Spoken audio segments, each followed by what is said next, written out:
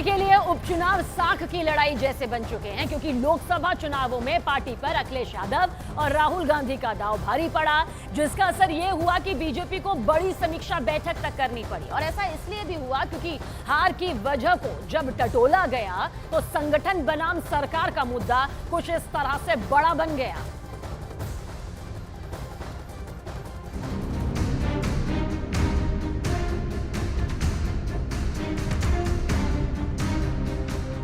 उत्तर प्रदेश में बीजेपी के अंदर खलबली मची हुई है।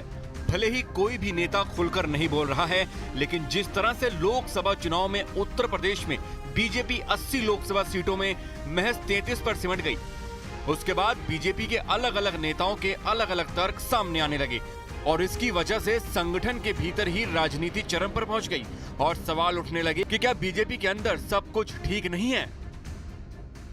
आत्मविश्वास में कि हम तो जीत ही रहे हैं, तो स्वाभाविक रूप से वहां पर कहीं ना कहीं हमें खामियाजा भी भुगतना पड़ता है और वह अति आत्मविश्वास कहीं ना कहीं हम लोगों को जहां चोट पहुंचाने में, उस विश्वास पर खरा उतरने में, उन अपेक्षाओं पर खरा उतरने में जहां कहीं ना कहीं उस विश्वास पर कहीं ना कहीं चोट पहुंची, वहीं साथ ही साथ जिस विपक्ष ने चुनाव के पहले हिम्मत हार करके बैठ गया था, वो आज फिर से उछल कूद करने का कार्य कर रहा है। लखनऊ में हुई पार्टी की कार्यसमिति की बैठक में अलग अलग नेताओं के अलग अलग सुर सामने आए।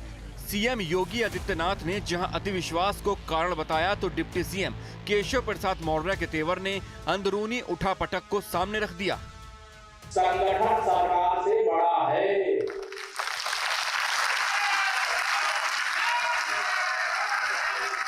संगठन से बड़ा कोई नहीं होता है। संगठन सरकार से बड़ा है, बड़ा था, बड़ा रहेगा।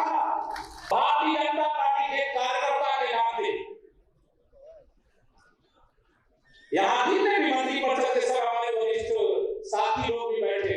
मैं उप मुख्यमंत्री अपने को बाद में मानता हूँ, भारतीय जनता पार्टी का कार्यकर्ता पहले मानता हूँ। अब जो अंदर था वो खुलकर सामने आने लगा। संकेतों की भाषा सीधे हमलों में तब्दील होने लगी और लखनऊ में चर्चा का बाजार गर्म हुआ और तपेश दिल्ली तक पहुंच गई। केशव प्रसाद मौर्य और पार्टी के प्रदेश अध्यक्ष भूपेंद्र चौधरी को दिल्ली बुलाया गया। जेपी नड्डा ने दोनों से अलग अलग बात की और अंदर खाने से खबर आई कि बैठक में चर्चा कम हुई, शिकायतों का दौर ज्यादा रहा। सूत्रों के मुताबिक बैठक में सरकार और संगठन के बीच तालमेल में कमी का मुद्दा उठा। सरकार से कार्यकर्ताओं को सहयोग न मिलने की बात हुई। चुनावी नतीजों पर कार्यकर्ताओं को सहयोग न करने का असर पड़ा। पिछड़ा और सामान्य वर्ग में पकड़ मजबूत करने पर बात हुई। विधानसभा उपचुनाव और पार्टी को मजबूत करने पर बात हुई। इस बैठक के बाद लखनऊ में भी एक बैठक हुई। सीएम योगी आदित्यनाथ ने अपने मंत्रियों के साथ अपने आवास पर बैठक की। दिलचस्प बात यह थी कि योगी की अपने मंत्रियों के साथ बैठक में खुद उनके दोनों डिप्टी सीएम शामिल नहीं थे।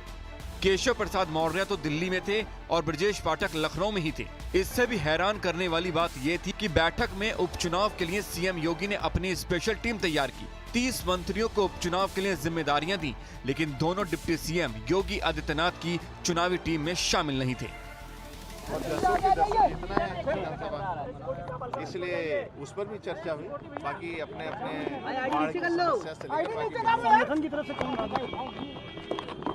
मंत्रिमंडल की बैठक, संगठन के लोग नहीं थे। चुनाव को लेकर भी चर्चा हुई है।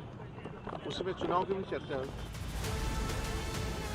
उत्तर प्रदेश की सियासत और खास तौर पर उत्तर प्रदेश सरकार और बीजेपी में एक के बाद एक ऐसी घटनाएं हो रही हैं कि विपक्ष को मौका मिल गया है और उत्तर प्रदेश के पूर्व मुख्यमंत्री अखिलेश यादव सामने आए और उन्होंने योगी सरकार पर फैसले न ले पाने और फैसले वापस लेने का आरोप लगाते हुए दावा कर दिया कि बीजेपी सरकार कमजोर हो चुकी है। भारतीय जनता पार्टी के लोग आपस में लड़कर के और कुर्सी की लड़ाई में पूरा एडमिनिस्ट्रेशन खत्म कर दिया है।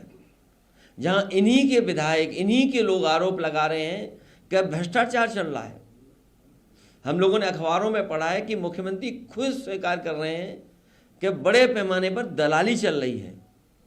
जिस प्रदेश के मुख्यमंत्री खुद स्वीकार कर रहे हों कि दलाली हो रही हो और अखबारों में बड़ा बड़ा लिखा हो कि दलाली हो रही है, तो जनता जानती होगी कि कितनी दलाली हो रही है।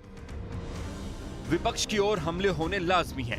वो मौके का फायदा उठाने की कोशिश करेंगे, लेकिन बीजेपी के लिए मौजूदा वक्त में संगठन को मजबूत करने की चुनौती है।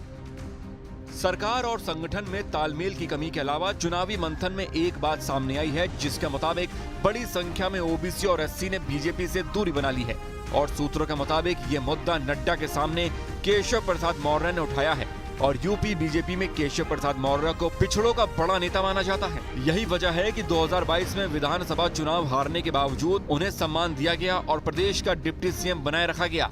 लिहाजा बीजेपी में और खास तौर पर उत्तर प्रदेश में केशव प्रसाद मौर्य के कद को नजरअंदाज नहीं किया जा सकता। न्यूज़ 18 इंडिया के लिए मनमोहन राय की रिपोर्ट।